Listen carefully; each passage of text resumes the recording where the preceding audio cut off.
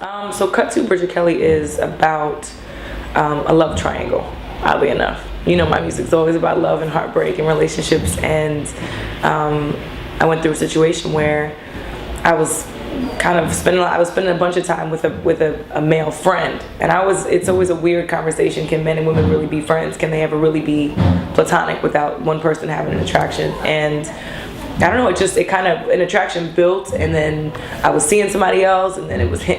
It was a crazy triangle, but nonetheless, the EP was about, you know, what happens. You know what I mean? Sometimes you catch feelings out of nowhere, and then sometimes you act on them, and sometimes you don't, and then you regret it later. And then, you know, I'm a crash and burn kind of artist, so and of course I do things and say things sometimes I wish I could take back. So with that type of paradigm, how did it end? I mean, where does it stand now as of today? As of today, we're all good. We're all friends, and everybody's okay with their feelings. Everyone's let their feelings go. You sound like a boss, Bridget, man. I mean, we don't really have a lot of time for much else. But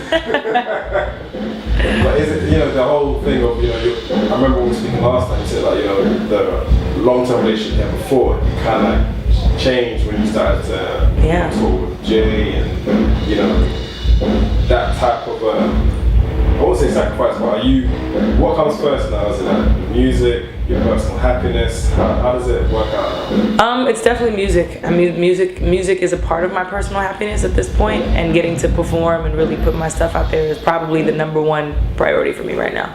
Yeah. We spoke about Afterlife, do you remember? Yes. Afterlife. We're doing a lot with that record, actually. Yeah. Yeah, trying to get it into a video game. Really? Yeah, trying to get into a video game, movie soundtrack. We're working on it. Yeah. Now, being an artist, what have you found to be like the most difficult thing on the journey? Because you've been signed for a number of years. Yes. You know, and you obviously are being proactive and pushing out your EP. You know, but is the process difficult? Because I'm sure you're ready. I know you got the material. It's definitely difficult, but there's a lot of politics involved. There's a lot of strategic games that we all have to play in order to make sure our music is scared. We always say politics, but we never know what the politics are. Politics just means you got to wait for everybody else to be ready, and sometimes creatively you can be ready and you can have the music, but the other parts of the process may not be in place, like marketing and promotions and making sure that your music is being heard and being spread down the right avenue. Sometimes it doesn't happen that way. Sometimes it's, you know, it takes a longer time to pick up. And really, music for the most part is trial and error.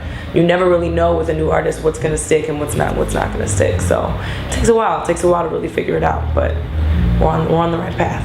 So I mean, obviously we're here with a couple of videographers and directors. Yes. So when you have a vision for yourself, how involved are you in the actual way that you're visually, you know, perceived, you know, when you're doing a music video?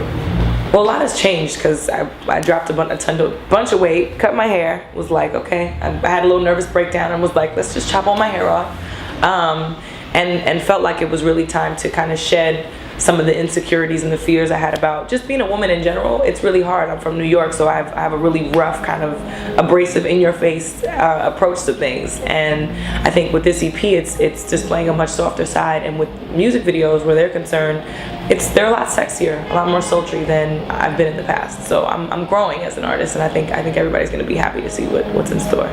Do you feel that special delivery was slept on? Yeah. Do you feel that should have been a catalyst for a release date? Absolutely. How do you internalize and deal with that type of I won't say disappointment, but it not happening how you anticipated? I think it's very telling as to how hard I worked to make sure that it was heard, how hard the label worked to make sure it was heard. I think, you know, in general, there's so many moving parts to trying to get that notoriety, and when one or two things kind of fall short, the process gets slowed down.